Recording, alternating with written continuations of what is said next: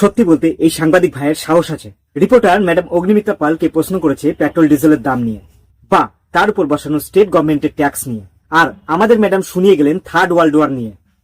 এর আগে আপনারা যখন বলতেন যে পেট্রোলে যখনই দাম বাড়তো, যে ডাবল ইঞ্জিনের যদি সরকার হয় তখন আমরা যে এখানে যে ট্যাক্স স্পেশালি যে লাগানো হয় সেই ট্যাক্সটাকে কমিয়ে দেওয়া হবে, যেমন পাবে। দেখুন, এখন দেশ একটা সংকটের মধ্যে দিয়ে যাচ্ছে। আপনারা জানেন যে যুদ্ধ চলছে এবং almost like a third world war, এবং সেখানে মানুষের যাতে কোনো অসুবিধা না হয়, একটু তো মানুষকেও কোঅপারেট করতে হবে, অ্যাডজাস্ট করতে হবে।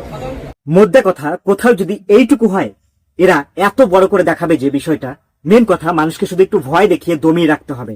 ম্যাডাম ভোটের আগেই শুভেন্দুবাবু মমতা ব্যানার্জিকে কটাক্ষ করে বলেছিলেন যে এই রাজ্যের তেলের দাম নাকি মমতা ব্যানার্জি বাড়িয়ে রেখেছে।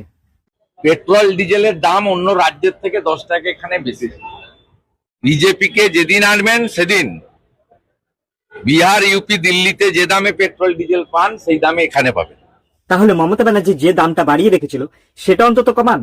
এছাড়া স্বরাষ্ট্রমন্ত্রী অমিত শাহ এই বেঙ্গল ইলেকশনের আগেই বলেছিলেন যে আমাদের দেশে তেল আর এলপিজির যথেষ্ট পরিমাণ স্টক রয়েছে, তাই মানুষকে শুধু শুধু ভয় বা আতঙ্কিত হওয়ার কোনো কারণ নেই।